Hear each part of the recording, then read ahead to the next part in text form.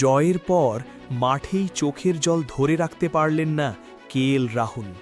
ভারতকে ম্যাচ জেতানোর পর রাহুল আবেগে ভেঙে পড়েন, আর সেই মুহূর্তেই মহেন্দ্র সিং ধোনিকে মনে করে একটা বড় কথা বলে ফেলেন। বড়োদার মাঠে 11ই জানুয়ারি রাতে একটা অদ্ভুত আবেগের দৃশ্য দেখা যায়। ধোনি মাঠে ছিলেন না, কিন্তু তার শেখানো ধৈর্য, ঠান্ডা মাথা আর ফিনিশ করার মানসিকতা স্পষ্টভাবে ফুটে উঠেছিল কেএল রাহুলের মধ্যে। ভারত জয়ের জন্য তখন শেষ ওভারগুলিতে রান দরকার, চাপ চরমে। বিরাট কোহলি 99 রানে আউট হয়ে গেছেন, ম্যাচ যে কোনো দিকে যেতে পারত। ঠিক সেই সময় নম্বর 5-এ নামেন কেএল রাহুল, সঙ্গে রয়েছেন তরুণ হর্ষিত রানা। একটা উইকেট পড়লেই ভারতের জন্য ম্যাচ কঠিন হয়ে যেতে পারত। রাহুল জানতেন এই মুহূর্তে হড়বড় করলে চলবে না। তিনি খেললেন একদম ধোনি স্টাইলে। 21 বল খেলে 29 রানে অপরাজিত থেকে রাহুল ম্যাচ শেষ করেন। না কোনো অপ্রয়োজনীয় ঝুঁকি, না কোনো আতঙ্ক, শুধু হিসেবি ক্রিকেট। এই ইনিংস বড় নয়, কিন্তু এই ইনিংসের মূল্য বিশাল। রাহুল শুধু রান করেননি, তিনি ম্যাচটা পড়েছেন।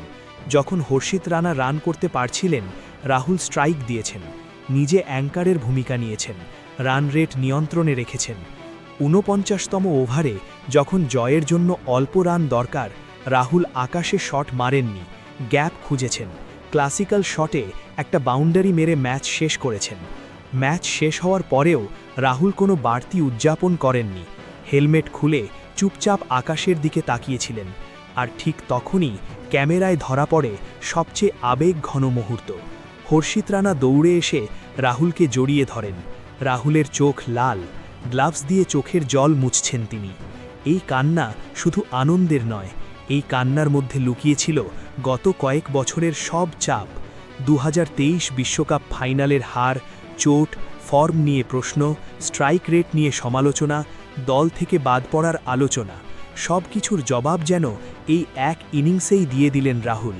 ম্যাচের পর যখন তাকে জিজ্ঞেস করা হয় এই আবেগের কারণ কি, রাহুল ভারী গলায় বলেন, বিরাট আউট হওয়ার পর আমি ভয় পাইনি, কিন্তু দায়িত্বটা অনুভব করছিলাম। ওই সময় মহেন্দ্র সিং ধোনির কথা মনে পড়ছিল।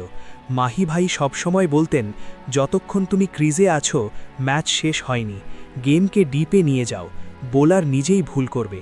আজ আমি সেটাই করেছি। রাহুল আরও বলেন, আমি ধোনি ভাইয়ের পুরনো ভিডিও দেখেছি, সেখান থেকেই শিখেছি প্যানিক না করতে। এই ইনিংসটা ওর শেখানোর জন্য। এরপর বিরাট কোহলিকে নিয়ে রাহুল বলেন, বিরাট ভাই আজ যে 99 রান করেছে, ওটাই এই জয়ের ভিত। আমি যখন নামি, ডাগআউট থেকে বিরাট ভাই ইশারা করেছিল, তুই ম্যাচ শেষ করে আয়। ওর ওই বিশ্বাসটাই আমাকে শান্ত রাখে। রোহিত শর্মাকে নিয়ে রাহুল বলেন, অনেকে বলছিল আমাকে বাদ দেওয়া উচিত, কিন্তু রোহিত ভাই আমাকে বলেছে, তুই আমার ম্যাচ উইনার। যখন তোমার ক্যাপ্টেন, ধোনি, বিরাট সবাই পাশে থাকে, তখন চাপ আপনা আপনি কমে যায়। এই কান্না ওই বিশ্বাসেরই ফল। এই ম্যাচের পর একটা বিষয় পরিষ্কার, কেএল রাহুল এখন আর ওপেনার নন, তিনি মিডল অর্ডারের ভরসা, একজন ফিনিশার। উইকেট কিপিং করার ফলে পিচ পড়ার সুবিধা পাচ্ছেন, সেটা ব্যাটিংয়েও কাজে লাগছে। রাহুল এখন গেম পড়তে শিখেছেন, ঠিক ধোনির মতো।